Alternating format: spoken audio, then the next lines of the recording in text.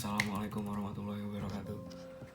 Nama saya Vicky Haikal dengan NIM 210910201116, mata kuliah Perencanaan Pembangunan kelas B3. Di sini saya akan mempresentasikan hasil analisis program Food Estate di Indonesia sebagai tugas UTS. Yang pertama itu proses perencanaan pembangunan dengan metode ZOPP.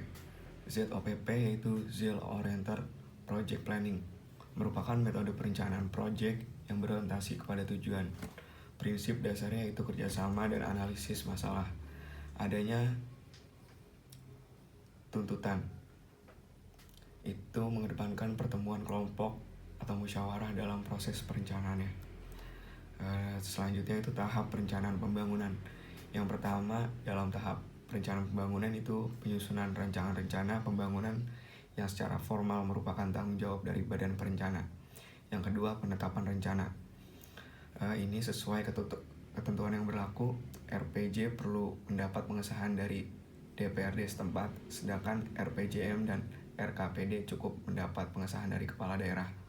Selanjutnya itu pengendalian pelaksanaan rencana. Pelaksanaan rencana oleh pihak eksekutif melalui SKPD. Yang terakhir itu evaluasi pelaksanaan rencana, yaitu melakukan evaluasi terhadap kinerja dari kegiatan pembangunan tersebut.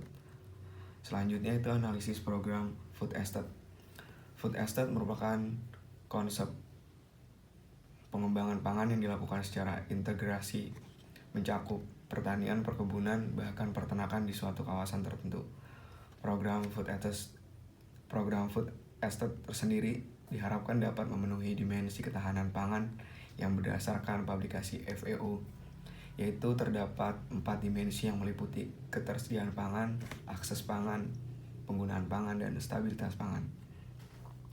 Program Food Estate ini masuk ke dalam salah satu program strategis nasional tahun 2020-2024 dan otomatis masuk ke dalam rencana pembangunan jangka menengah nasional atau RPJMN. Dan program ini berpotensi mendapatkan keistimewaan dalam pembuatan anggaran belanja, perizinan peruntukan ruang, hingga perlindungan hukum. Food Estate dapat mewujudkan kemandirian pangan Indonesia. Namun, program ini masih menuai pro dan kontra yang dinilai akan menimbulkan masalah lingkungan, hak asasi manusia, dan keberlanjutan. Meskipun Food Estate dilakukan di lahan yang tidak menyalahi regulasi, tapi hasil pengamatan di lapangan menunjukkan kemunculan sejumlah persoalan sosial budaya pasca pelaksanaan program ini. Isu lingkungan menjadi perhatian utama. Banyak peneliti bahkan kajian yang membuktikan bahwa program Food Estate ini menimbulkan berbagai ancaman bagi kelestarian lingkungan.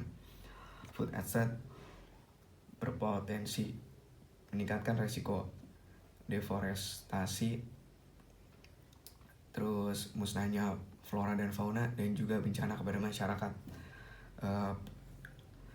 Penduduk sekitar kawasan Food Estate merasakan dampak dari kerusakan iklim akibat pembukaan lahan untuk program ini yang mengakibatkan banjir, erosi, hingga gangguan kesehatan akibat karhutla. Selain itu, masyarakat adat setempat juga kehilangan sumber pekerjaan dan pangan yang selama ini telah menghidupi mereka. Yang terakhir itu, walaupun program Food Estate ini menimbulkan persoalan baru di masyarakat, tetapi program ini menurut saya harus tetap dilanjutkan dengan evaluasi dan dengan pengawasan pemerintah yang lebih tepat. Sekian, terima kasih.